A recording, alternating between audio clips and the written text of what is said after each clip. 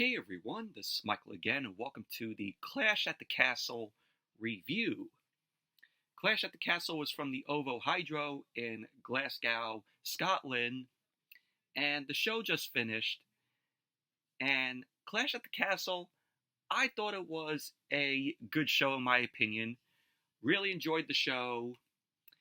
Yeah, you had, the women's matches that were kind of in my opinion, though, but overall, the crowd there in Glasgow brought it all throughout the whole show. They were energetic, and it made for a highly enjoyable, good show. But the card, we had Cody Rhodes versus AJ Styles in an I Quit match for the Undisputed WWE Championship. The Women's Tag Team Championship was on the line where Alba, Fyre, and Isla ended up taking on Shayna, Baszler, Zoey Stark, Bianca, Belair, and Jade, Cargill. We had the Intercontinental Championship on the line where Sami Zayn defended the title against Chad Gable. The Women's Championship was on the line where Bayley ended up defending the title against Piper Niven. And the main event, the World Heavyweight Championship was on the line. Damian Priest defended the title against Drew McIntyre. Overall, Clash at the Castle, very good show, very entertaining.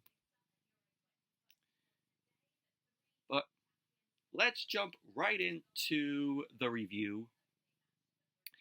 Clash at the Castle opened up with the I Quit match for the Undisputed WWE Championship. Cody Rhodes defended the title against AJ Styles. And this was a very good match here. Really enjoyed it. Styles and Cody ended up giving it all they got. The crowd was all for Cody. Because last night on SmackDown they did the Cody Rhodes. They did that here for the match throughout it. They were all for Cody. So the crowd ended up, of course, chanting for Cody as Samantha Irvin did the ring announcements for both Styles and Cody Rhodes. I don't know if you all spotted this when Samantha was announcing Cody Rhodes. It said Women's Tag Team Champions, and it said talent name under it, which I laughed. I thought that was hilarious. Big botch on the production crew there in the production truck. So the match ended up getting in the way. Of course, the ref used the mic to explain the rules of an I Quit match, which, thank you, ref. Like, we all didn't know how an I Quit match, goes. The rules of it. So the bell ended up ringing. Cody ended up quickly kicking Styles in his midsection. He dropped down and he hit an uppercut to Styles. Rose started punching away at Styles in the corner. Rose whipped Styles hard face first to the second turnbuckle. Cody ended up bouncing Styles' face off the top turnbuckle and started punching him down. Styles then reversed the whip to the opposite corner to Cody, but Cody ended up slingshotting over Styles, and Cody delivered a snap power slam. Cody then ended up going for a disaster kick, but Styles countered that into a averted atomic drop, which was pretty cool. Styles then ended up chopping Cody and started punching away at him. Styles ended up having Cody in the corner, ended up delivering some chops, and then he ended up whipping Cody's sternum first into the corner. Cody then ended up dropping his knees, and he had the wind knocked out of him. So Cody slid out of a slam by Styles, and he ended up hitting some left jabs, and he followed up with a bionic elbow to Styles. Cody ended up hitting the ropes. He drop kicked Styles off the apron. So the ref ended up checking on Styles, ended up asking Styles if he quits. So which Styles was like, "Get out," to the ref. So Cody ended up going under the ring. He pulled out a table, to which the crowd ended up erupting because the crowd loves their tables. So Cody ended up going back under the ring. He pulled out a second table. Cody set up the table near the apron. Styles was on his feet. Styles ended up pushing Cody into the steel steps. So Cody ended up grabbing Styles, sent him over the barricade, into the crowd there. Styles then ended up standing on the barricade. He came off with a double axe handle to Cody. Cody ended up beginning punching Styles into the crowd. Styles started fighting back, but Cody quickly cut him off. Cody ended up hitting Styles in the head with a drink, with a fan's drink, and Styles ended up quickly sending Cody headfirst to the metal barricade. Styles then ended up driving Cody through a door, and they were fighting backstage. So Cody ended up bouncing Styles hard off the wall. He ended up punching Styles through a narrow hallway. Cody then bounced Styles off a road crate, and they made their way through gorilla position. And lo and behold, who we saw in gorilla position in the background, none other than Bruce Pritchard. So we saw a Bruce Pritchard sighting there. We also saw a Triple H sighting as well. So Styles then ended up choking Cody with a wire, but Cody ended up fighting out of it.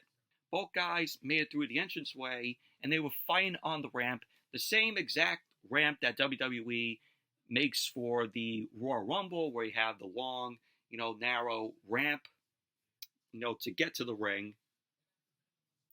So Cody ended up kneeing Styles in his midsection, started punching him against the barricade. Cody ended up having Styles back to ringside near the table, but Styles started punching away. Both guys got back to the ring. Styles ended up taking Cody down, and he applied the figure 4 in the center of the ring. So Cody ended up catching in the hold as Styles was screaming in pain. Styles desperately got to the bottom rope, but of course, it's an I Quit match. There's no rope breaks or disqualifications in an I Quit match. Styles then pulled himself over the apron enough to get out of the hold. Cody then grabbed Styles on the apron. He ended up going for a suplex into the ring. Styles countered out and suplexed Cody over the top rope. Styles ended up soon getting to his feet. He stunned Cody with a Death Valley Driver brainbuster on the table. So the ref ended up asking Cody if he will quit, to which Cody ended up saying no. And that led the crowd to cheer. Like, every time the ref ended up asking Cody if he quits and Cody said no, the crowd ended up erupting, which I found, very funny. Like, each time when Cody said no, the crowd was like, yeah! So Styles used the mic to hit Cody in the head and send him into the timekeeper's area. Styles then walked over and he started talking trash to Cody's mom, who was sitting, at ringside. Mama Rhodes, she was there. And as the camera cut it back to Cody, Cody was busted wide open, bleeding, because he ended up landing on the ring bell. So Styles ended up shouting, "Oh, we got a bleeder." So Styles started punching Cody and rode Cody into the ring. Cody started to fight back. Styles quickly cut Cody off and started stomping on his head. Styles ended up putting Cody on his shoulders and connected with the Ushigoroshi. So the ref ended up asking Cody if he quits. Cody was like, "Absolutely not." The crowd went, "Hey!" So Styles started punching away at the cut on Cody's forehead, but Cody still refused to submit. Cody started fighting back with some right hands. He hit the ropes, but Styles ended up taking Cody down with a drop kick. Cody was crawling at ringside. Styles ended up bouncing Cody's face off the ring steps, and the crowd started to chant, "Fuck you, AJ." They were like, "Fuck you, AJ. Fuck you, AJ." So Styles ended up removing the top half of the steel steps, and he set up for the Styles Clash off the steps and to the floor like he did on SmackDown a few weeks back. But we had Cody end up countering that with a back body drop. So Styles went back first onto the floor on the outside. Cody then got into the ring. Crowd was chanting for Cody. Styles got into the ring, and Cody started punching away at Styles. Cody ended up absorbing a strike combo on Styles, and he connected with the disaster kick. Cody ended up posing the center of the ring. He ended up grabbing Styles for the crossroads, but Styles countered that with a knee to Cody's face. Styles then ended up hitting the Pele kick, which was followed up by a DDT to Cody. So Styles ended up fish hooking Cody's mouth, and he elbowed Cody in his nose. Styles ended up going to ringside, and he retrieved the steel chair from under the ring, to which the crowd was chanting, "We want tables!" So Styles got into the ring. He ended up putting the steel chair around Cody's neck. He ended up dropping a knee on Cody's neck with the chair wrapped around Cody's neck. So Cody started to roll around in agony, and he held his neck. The ref then asked Cody if he quits, to which Cody ended up saying no, and once again the crowd was like, "Yeah!" So Styles grabbed the kendo stick from under the ring. He ended up decking Cody in the back and in Cody's legs with the kendo stick. Cody dropped down to the canvas.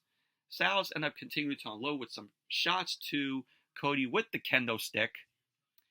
Styles held up Cody's face, and Styles demanded that Cody quit this match, to which Cody ended up shouting, "Hell no."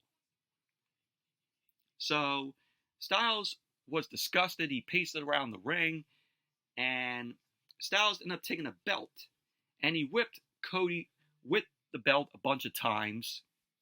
Styles tried to use the belt to wrap around Cody's head, but the blood from Cody made his forehead too slick for the belt to grip on Cody. Styles then tossed the belt aside and applied an STF. So Cody was refusing to quit. The ref kept the mic in Cody's face just in case that Cody had enough, but Cody appeared to be fading, and he looked like he was unconscious. So Styles released the STF.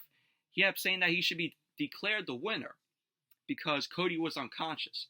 But the referee ended up explaining that Cody had to say "I quit," to which he didn't. Cody did not say "I quit," he just went unconscious. So Styles went out of the ring.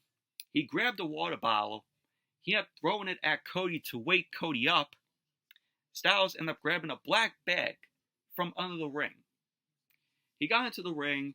The crowd ended up thinking that it was thumbtacks, but it was revealed that it was a pair of handcuffs. Styles handcuffed Rhodes' hands behind his back. This was, like, Mankind versus The Rock in their I Quit match at, the 1999 Royal Rumble, which was a great I Quit match there. Fantastic I Quit match between Mick Foley when he was Mankind and The Rock. So Styles started beating Cody with the kendo stick. Cody wouldn't submit. Styles looked at Mama Rhodes, and Styles ended up shouting to Mama Rhodes, "It's all your damn fault." Styles went to ringside and got in Mama Rhodes' face. And that led to Mama Rhodes taunting Styles back. Styles started poking Mama Rhodes in her chest. And that led to Mama Rhodes slapping Styles a few times. So Mama Rhodes stood up for herself and slapped Styles. Styles ended up grabbing the steel chair, and he started threatening Mama Rhodes with it. So he ended up getting into the ring, and Styles started beating Cody down with the chair. Styles then ended up putting a steel chain around his forearm. He ended up going to the apron. He ended up going for the phenomenal forearm, but this was a good spot here. Cody Rhodes threw the steel chair in Styles' face, knocking Styles off the top rope, and Styles went through the table at ringside. Such a nice spot there. I really loved it. So Cody was able to get his hands under his feet to bring his arms to the front. Cody ended up crawling over to the key and unlocked the cuffs. Styles slowly rolled into the ring. Cody ended up greeting him with a handcuffed punch to Styles' skull, to which Styles was busted open because of that. Cody then sidestepped an avalanche, and he pinned a throat thrust to Styles. So Cody ended up raking Styles' eyes, and he connected with the Cody Cutter, to which Cody was then fired up as the crowd was fired up as well. Cody ended up grabbing Styles. He ended up shouting, "You're gonna say it." And so Cody ended up hitting the Crossroads to Styles. The crowd ended up wanting another Crossroads. So Cody ended up hitting a second Crossroads to Styles. Styles was then down in the center of the ring. So Cody dropped the chair in the center. He ended up hitting Styles with the Crossroads on the chair. Cody then ended up telling the ref not to ask Styles anything. So Cody grabbed the steel chair. He threw it aside. Cody ended up going to the apron. He then got back into the ring, and Cody put the handcuffs on Styles' left wrist. And he put the other end of the handcuff on the middle rope. So Cody started viciously beating Styles down with the chair. He ended up hitting Styles in the front and back of his body. Styles started collapsing in pain. So Cody ended up smashing Styles in his knee with the steel chair. So the ref ended up asking Styles if he quits. Styles was like, "Screw you, Cody Rhodes." So Cody ended up hitting Styles in his mix session with the chair. He ended up going outside the ring to grab the top half of the steel steps. Cody threw the steps into the ring. Cody ended up hitting the steps over his head, and Styles looked terrified. Styles was like, "Oh, I quit. So the match ended up ending, the bell rang, and there you go. Cody Rhodes ended up winning the match, retaining the Undisputed WWE Championship. But overall, I thought it was a good match here, but the end in which Styles looked all terrified, saying, no, I quit. I thought it was very lame, in my opinion. But still, it was a good match. Aside from that, post-match, Cody decided to smash Styles with the ring steps anyway. So Cody stood on top of the ring steps. He held up the Undisputed WWE Championship. And now we got, highlights from the match for replay. So as Cody ended up posing in front of the stage, Solo Sikoa came up from behind. He was clapping for Cody. Cody was looking ready to fight Solo Sikoa. But then we saw Tama Tonga and Tonga Loa. They ended up blindsiding Cody. So Solo Sikoa, Tama Tonga, and Tonga Loa end up triple teaming up on Cody. And that led to Randy Orton and Kevin Owens running out to make the save. Kevin Owens and Randy Orton end up fighting off the bloodline. And both Kevin Owens and Randy Orton stood tall with the Undisputed WWE Champion. And pretty much that was basically that. Overall, like I said, good match. But the ending I thought was very lame, in my opinion. And then we had Alba Fyre and Isla versus Shayna Baszler, Zoey Stark, Bianca Belair, and Jade Cargill. This was for the Women's Tag Team Championship. I thought this was a meh match, in my opinion. Although the crowd was, cheering for Alba Fyre and Isla Dawn. Of course, they're from Scotland, their home country. So Shayna Baszler, Isla Dawn, and Bianca Belair started off the match. Bianca started fighting them off. She ended up sending Isla Dawn out of the ring. Baszler ended up attacking Bianca Belair, but Bianca ended up fighting Baszler off. Bianca ended up hitting Baszler with a shoulder to her midsection in the corner. Bianca started hitting some punches, and she had back flipping over Isla Dawn. Bianca ended up hitting Dawn with a backbreaker. She then flipped through a back suplex from Baszler, and she ended up doing an O'Connor roll, to which Baszler ended up kicking out. Bianca started taunting Baszler. She ended up flipping over Baszler, ended up hitting a back suplex. Bianca ended up hitting Baszler with a handspring standing moonsault, and she ended up going for the cover, and Isla Dawn broke up the pin. Alba Fyre ended up tagging in, got a big ovation there. Zoey Stark and Jade Cargill ended up tagging in. Zoey Stark and Alba Fyre then double teamed on Jade Cargill. They ended up applying a double wrist lock to Cargill. Cargill ended up powering up and shoved them off. Cargill ended up hitting Zoey Stark and Alba Fyre with a double clothesline. She then knocked Isla Dawn off the apron. Cargill ended up going back and forth, hitting Alba Fyre and Zoey Stark with avalanches. Cargill then ended up hitting Zoey Stark with a short-arm clothesline. Alba Fyre then booted Cargill back, but Cargill ended up pressing her over her head, and she had put Alba Fyre on her shoulders. Zoey Stark ended up charging at Cargill, and Cargill also caught Zoey Stark as well. So Cargill ended up hitting a Samoan drop fallaway slam to both Alba Fyre and Zoey Stark. Cargill kicked up, Bianca Belair tagged in. Cargill and Bianca end up slamming Alba Fyre and then Isla Dawn. We had Cargill end up slamming Bianca Belair onto Isla Dawn. Baszler and Zoey Stark end up running in, and Cargill and Bianca end up cutting them off. They both end up hitting stereo delay vertical suplexes to the both of them. So Baszler and Alba Fyre got into the ring. They started brutally beating Bianca Belair down. They ended up sending Bianca into the ring post. Zoey Stark and Isla Dawn ended up pulling Cargill off the apron. Alba Fyre ended up rocking Cargill with a suicide dive. Baszler and Stark ended up hitting Cargill with a double team suplex on the floor. Isla Dawn ended up coming off the apron with a Meteora on Cargill. Isla Dawn and Stark ended up tagging in, and they attacked Bianca Belair. Zoey Stark then ended up breaking that up with Isla Dawn and ended up rocking her with a forearm. And you had a point in the match where everybody I saw is talking about this spot. So Jade Cargill pulled herself to the apron. She got tagged in.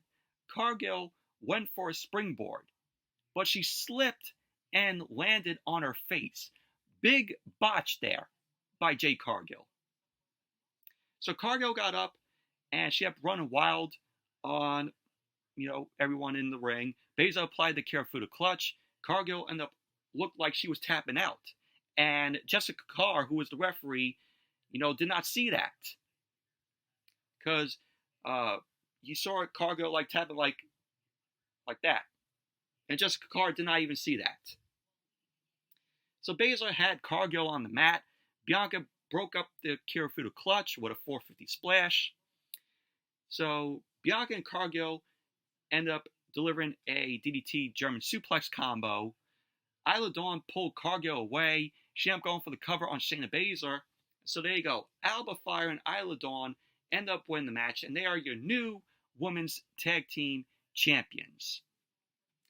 And like I said, I knew that they were going to give Alba Fyre and Isla Dawn the win here because it's in their home country. And of course, with the news that came out of Alba Fyre, losing, her mother last month, but that was it was kind of like a sympathy win, for Alba Fyre.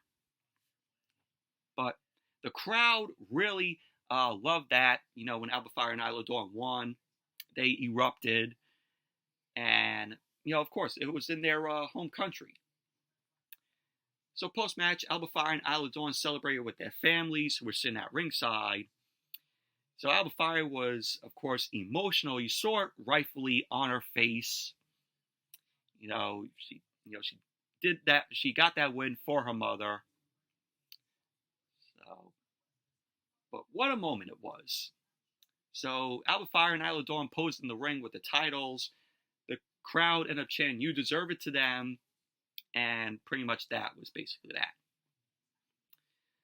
But Alba Fyre and Isla Dawn, I know they're not going to hold the titles for that long.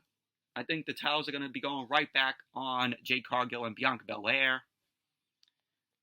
So, they just, WWE just gave them the win because it's in their home country. And for a sympathy win for Alba Fyre. That's how the way I see it. But overall, just a very meh match it was. But, it was hilarious seeing Jade Cargill with that big botch, going for a springboard, slipped and landed on her face.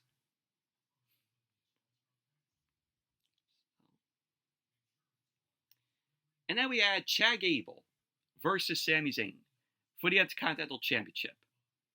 Chad Gable was, of course, accompanied by Otis and Maxine Dupree. Akira Tozawa, was not there.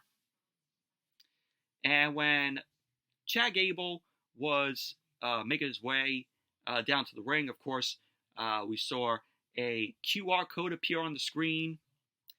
Of course, the Uncle Howdy QR code ended up saying, "We were warned. The massacre is coming." Maybe we'll see, hopefully, possibly, Uncle Howdy and the Wyatt Six appear on Monday Night Raw this Monday, hopefully. But this was a good match here between Chad Gable and Sami Zayn. The crowd was so behind Sami Zayn. Even Sami Zayn got his own crowd reaction singing along. Sami Zayn. To which the crowd was chanting. They gave one for Cody and they gave one for Sami. So the match got underway. Chad Gable and Sami Zayn stood across the ring from one another. Both guys ended up locking up in the center of the ring. They started tussling against the ropes. Sami Zayn ended up pressing Chad Gable into the corner. And he had teasing the right hand. So they ended up locking up again. Chad Gable ended up getting Sami Zayn in the corner. Gable backed up. The crowd started chanting. I don't know what they were chanting at Chad Gable.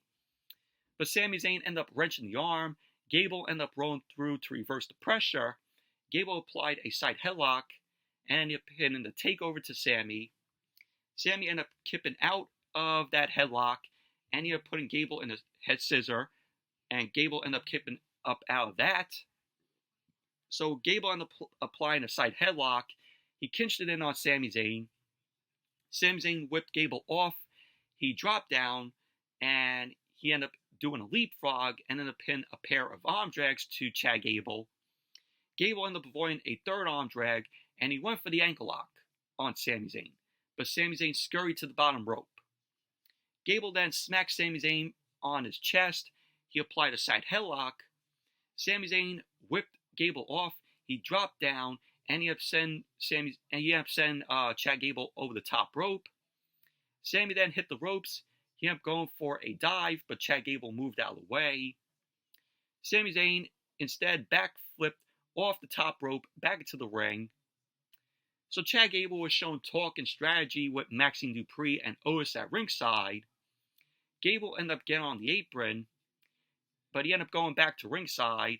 Sami Zayn ended up going to the outside to get Gable, but Gable ended up getting back to the ring.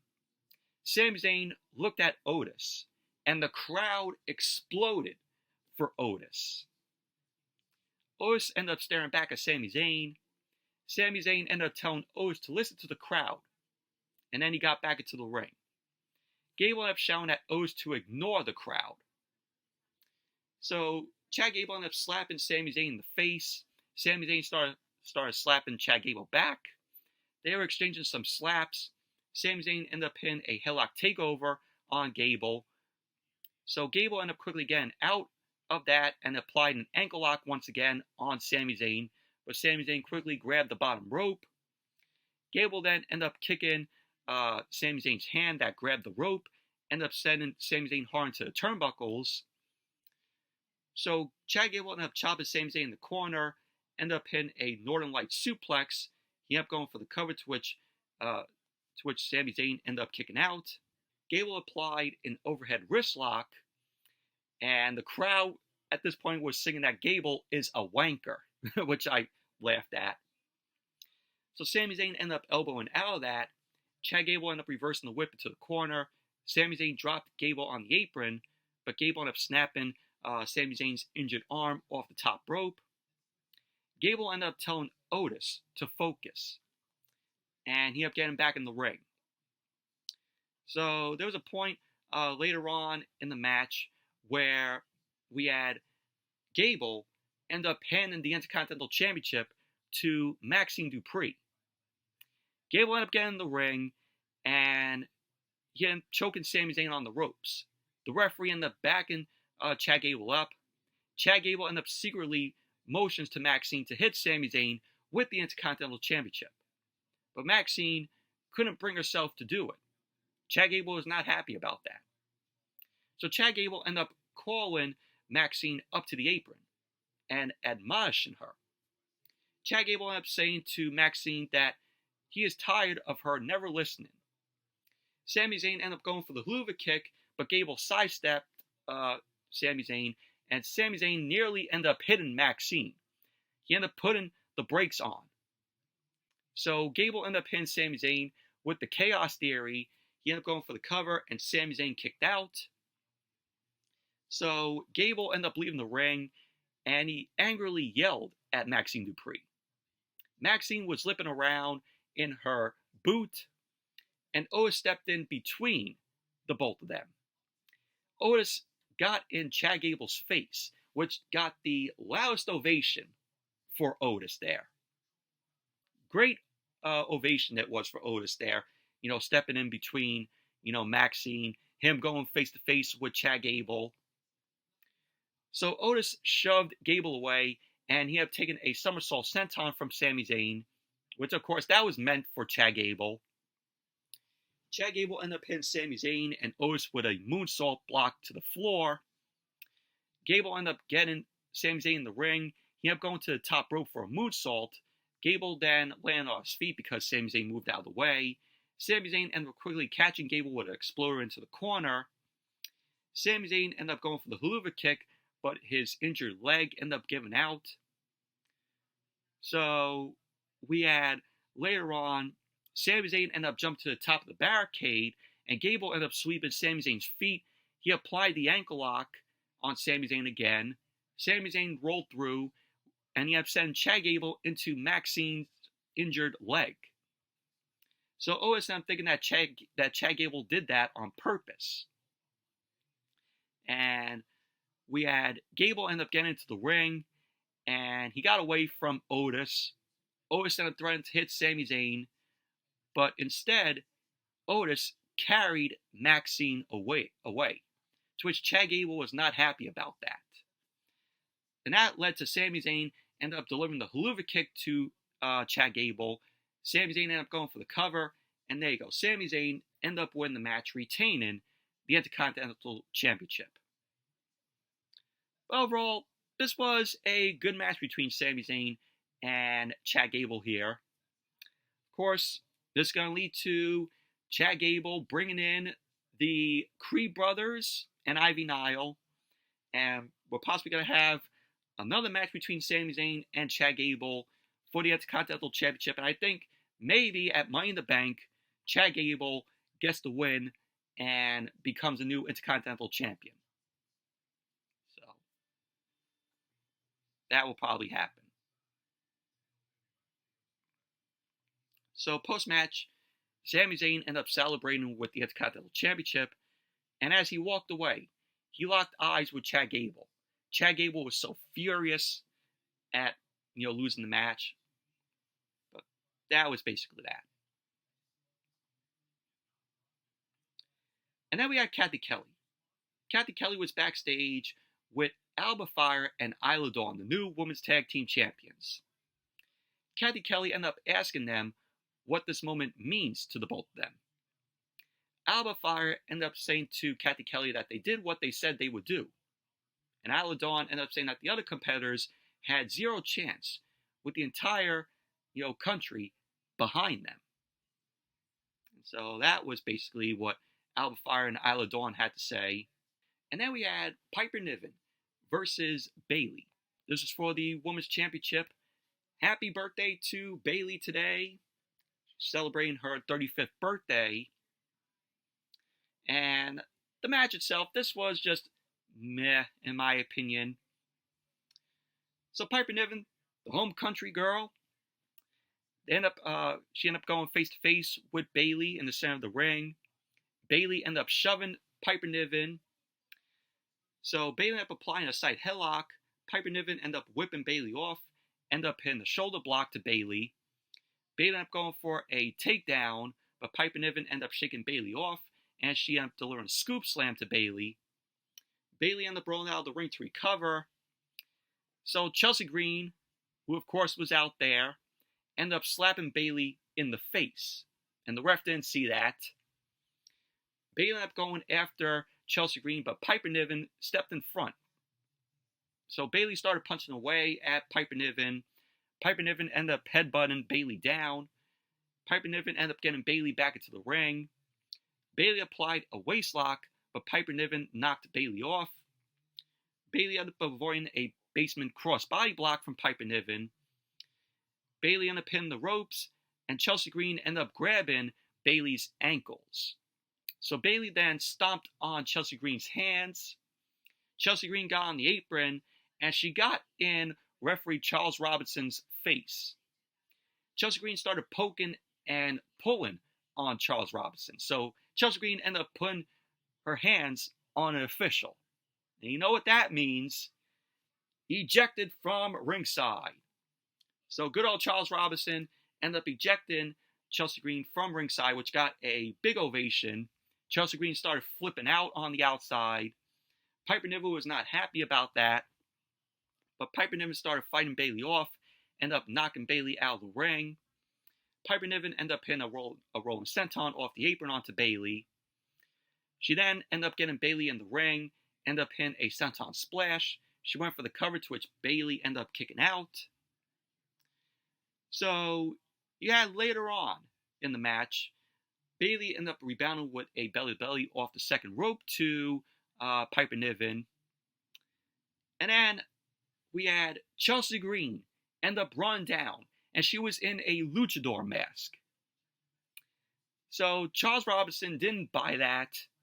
Bayley ended up covering Piper Niven, and Charles Robinson was late to see that. So we had Piper Niven end up kicking out. Bayley ended up drop kicking Chelsea Green and started attacking her. Bayley ended up going for a Rose Plant on Piper Niven, but Piper Niven countered that with a Piper Driver. She ended up going for the cover, to which Bayley kicked out. Piper Niven ended up going to the second rope for the Vader Bomb, but Bayley ended up getting her feet up. Piper Niven rolled out of the ring to recover. Bayley ended up going to the outside, and she ended up charging at Piper Niven, but Piper Niven ended up hitting a slam to Bayley on the floor. So Piper Niven ended up getting Bayley back into the ring.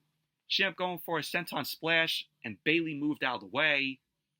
Bayley ended up going for a Rose Plant, but Piper Niven ended up headbutting Bayley down. Bayley then ended up going for a crucifix pin on Piper Niven. So there you go. Bayley ended up winning the match, retaining the Women's Championship. Overall, this was just a very meh match in my opinion, but Bayley got the job done. She retained the title, and she'll go on and celebrate her birthday today. Main event, Drew McIntyre versus Damian Priest for the World Heavyweight Championship. And this was a very good match here. Good main event.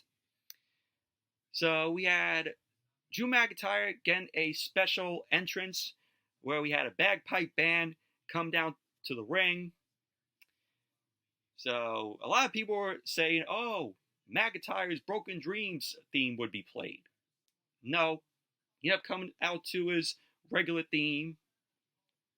So Drew McIntyre made his way out, and he got a big ovation from his home country there. And on commentary, they mentioned that he has a K on his wristband because that's the first. That letter is the first name of his wife, Caitlin. And they end up saying that his wife is back in the States recovering from surgery. So then we saw they put the disciple meter on, just like they did on SmackDown last night. And it peaked at just under 100 of the fans, being loud there. So that was what we saw. Then Damian Priest made his way out. Of course, the Judgment Day was barred from ringside for this match because we had Drew McIntyre end up defeating Finn Balor on Monday Night Raw this past Monday. And if Drew McIntyre ended up beating Balor, then the Judgment Day would be barred from ringside. But the match ended up getting underway. Both McIntyre and Priest end up staring each other down. Both men end up locking up in the center of the ring. Drew ended up pushing Priest into the corner. McIntyre ended up pushing Priest down on the mat. He ended up charging at Priest and dropped him with a few clotheslines as he ended up rolling out to the floor. McIntyre then ended up flying over the ropes, and he landed on Priest at ringside. Priest then got up, and he forced McIntyre into the ring post. to which McIntyre was down. Priest then started taunting the crowd. McIntyre was back in the ring. Priest ended up hitting McIntyre with a left hand. McIntyre then picked up Priest and then chopped away at him. Priest then ended up charging at McIntyre, but McIntyre ended up catching Priest and dropped him with a spine buster. McIntyre ended up going for the cover on Priest, and Priest ended up kicking out. McIntyre then ended up chopping Priest. Priest then picked up McIntyre and dropped him. Priest then picked up McIntyre and tossed him onto the canvas. Priest ended up covering McIntyre, but McIntyre kicked out. McIntyre then ended up chopping Priest, and then Priest came back with a right hand on McIntyre. McIntyre was up on the ropes, and he came down.